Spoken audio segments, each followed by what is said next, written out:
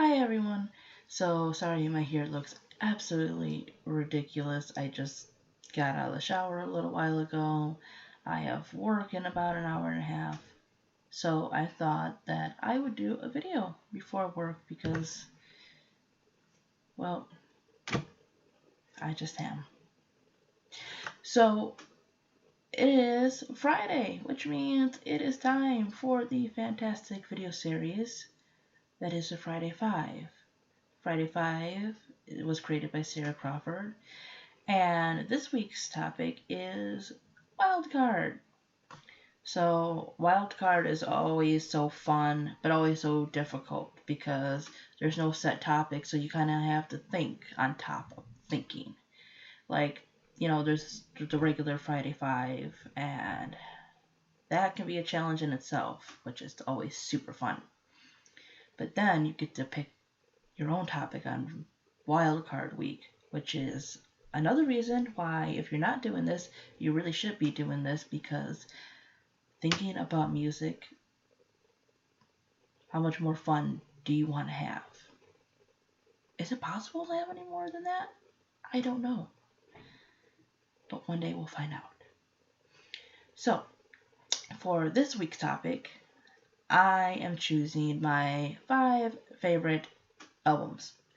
Now, this one was hard to think because I really had to decide which ones I listen to a lot, which ones I can listen to all the way through, and these are based on emotions, nostalgia, just sounds I like. Honestly, some of these, or most of these, I could have just picked all of theirs to do this, or at least the majority of it. But I wanted to kind of make a rule where I only picked one from each artist, so no one dominated the list, even though they very much well could have. But then that would be a pretty boring list. So, at number 5, I have, see, I got them over here, Ceremonials by Florence and the Machine. Now, this one is last on my list because it's newer in my favorites, even though it's a few years old now. I went through a lot of crap and everything, and then I moved out here to start a new life, and I worked at a job that was kind of crappy and everything, but this was one of the first CDs I bought with what I consider my own money and everything. And I just love her voice in this. I love the songwriting. The music is just echoing and booming and loud, but also soothing. These songs cover everything, from sort of religious imagery to memories. One song is supposed to be about a visit from her grandmother that had passed on, which is Only a Fortnight, which is the first song, which is an excellent album opener. Shake It Out is just so fun. Never Let Me Go is just a beautiful and sad song that I think is really good if you're just feeling down. Maybe you've got depression or something else and you just need something to kind of get lost in and just unwind to. This one really isn't a CD you're going to put on to clean your house and be uppity and everything, but it's something that you can really listen to what she has to say and just really get lost in that music. It just kind of takes you to this other musical world. They're quickly becoming one of my most favorite bands ever. I am so sad I couldn't get to see them this year. Just so much stuff going on. But I may or may not get hate for this. I don't know. But honestly, I think Florence Welch is a better singer than Adele, which I love Adele. But I think they are so underrated. This is just, music is beautiful and poetic, and her voice is just amazing. At number 4, since I don't want to ramble on and on because this video is going to be forever and people are going to hate me.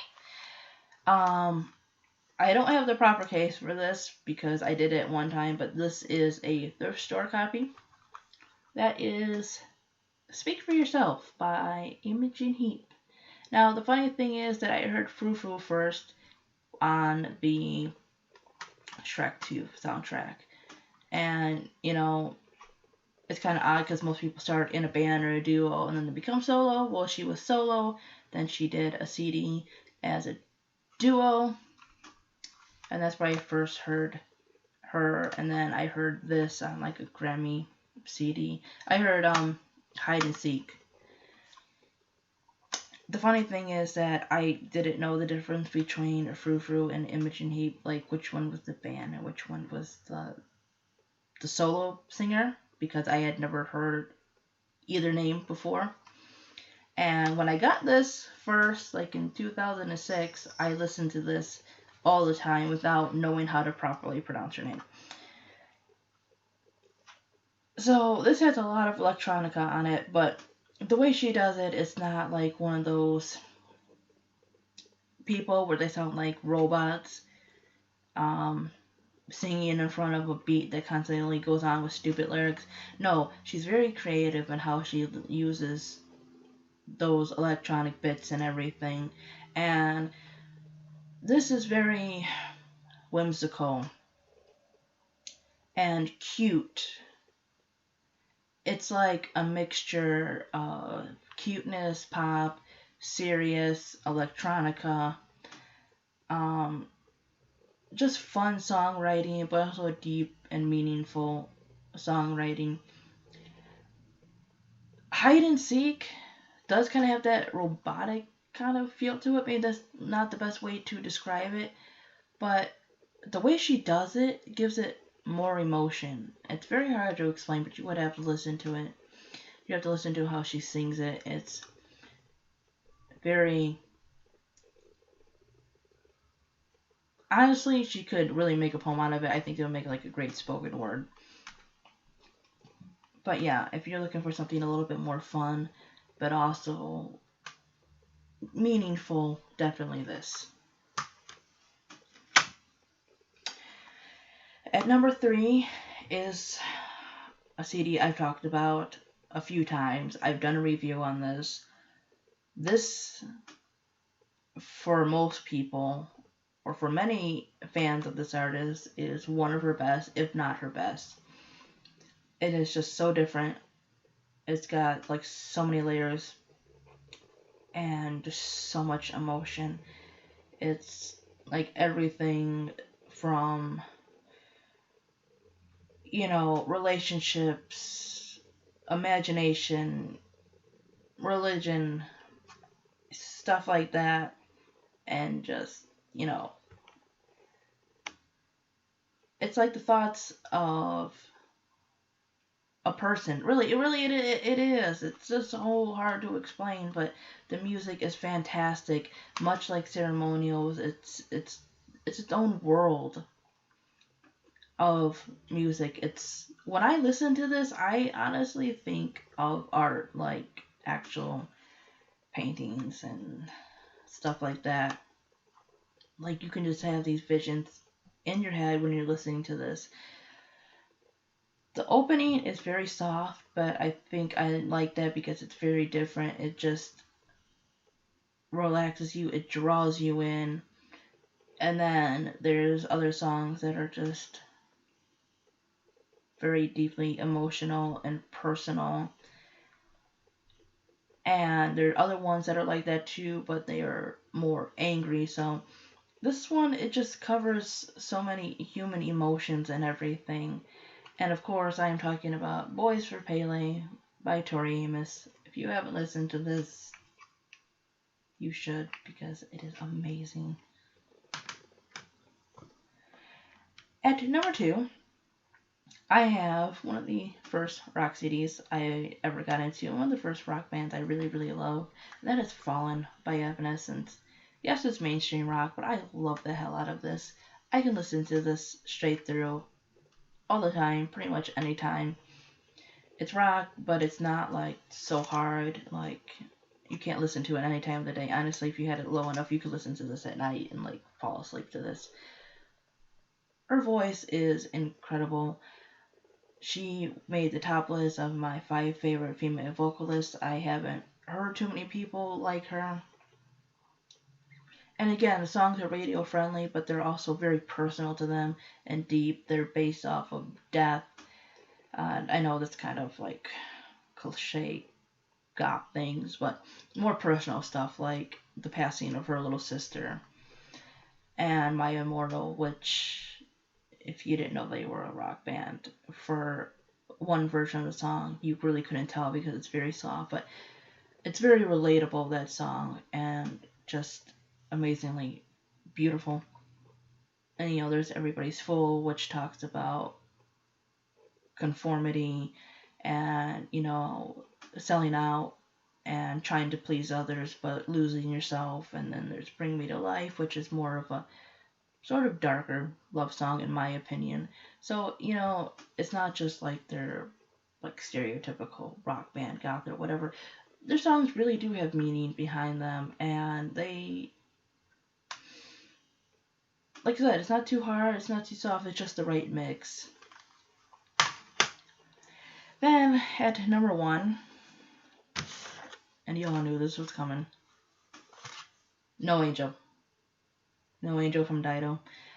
This CD has been one of my favorites and becoming my favorite since it came out, really, when I first heard it, and that was 2099, one of those years. I mean, you gotta remember that there was, of course, the UK release, which would be that version. I found this in a thrift store. Yes, I got it because of this. Also, if you put it in your computer, there's like videos and stuff on it. And this would be like the American release, which I also have from a thrift store now too, because I lost my original copy. This CD has gotten me through so much, and I know people like to hate on Dido a lot, but the thing is, this CD right here, this is her debut album. It's a mixture of pop and new age, and there's a slight rockish bits in there a little bit. Not a whole lot, more like pop rock kind of thing. But this one, it really talks about relationships, independence, love, sadness, depression. It's kind of like a late night listening album kind of thing, but I can listen to this anytime. It's just beautiful, and when I was younger, I loved pop music, okay, like any other teenager. I loved my Spice Girls, S Club 7, and NSYNC and all that other crap. I also liked, like, what people would refer to, like, new age, yoga music, stuff like that, stuff that was very spiritual. Okay. And then I hear Thank You, and Here With Me. Here With Me, by the way, was the theme song to the show Roswell. And Thank You was different because it didn't have the normal verse, chorus, verse one. It had like 2 verses and a chorus, and then it had like a recorder flute kind of thing in it. And then Here With Me was just so haunting, and that one has a little bit more of that pop rock base to it. It's a little bit heavier than her other stuff, and I wish she would make more songs like that. But it was just so passionate. And she writes a lot with her brother, and I think they make an excellent duo in writing songs because they are just so fun and meaningful. And Dido kind of has like her own little dark side too. I love Slide. That one really, really got me through a lot of shit. So that is my Friday 5. I hope you will check all of these out that I have mentioned, and thank you for watching. I would go into more detail, but I probably will do that with actual album reviews. But I think I've rambled on it long enough. And thank you for sitting this long and listening to me ramble. Bye bye.